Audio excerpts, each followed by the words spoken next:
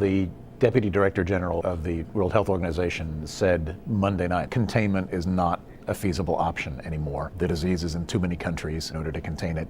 You can't close the borders, and they don't recommend even trying to close the borders, and they don't recommend putting travel bans on people coming. Closing the borders virtually never works. If we're going to put people on the border asking people how they feel, we might as well put them on the East River saying, are you from Queens? Do you have a temperature? It's much too transmissible. People do go over borders. It's time to do what they call mitigation instead of containment. Most of the deaths so far have been in Mexico. Nobody knows exactly why that's happened. It is not likely that it's a different strain of the virus. The sort of leading theory is that there are possibly tens of thousands or hundreds of thousands of other cases of swine flu, mild cases, maybe even cases with no symptoms in Mexico. And then what you're seeing there is just a tip of the iceberg, and a small number of cases are the ones that died. Another thing that may have happened is that in the beginning days of this epidemic, which probably started at least in March, a lot of people went to their doctor. They had no idea that there was an unusual swine flu, so the doctor would say, I think you've got flu, go home and rest and take regular flu medicine. So people went home, but instead of getting better, they died. So you can get a spike in cases that way.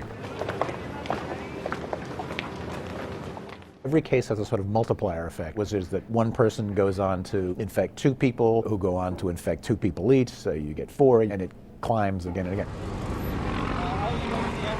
The epidemic curve of the 1918 flu looked like this. You had a small number of deaths in the late summer and early fall, I think it was, and then it dropped down again, and then you had a huge spike in deaths in the beginning of the winter, and then it dropped down again, and there was another late spike later, about 2/3 of the high.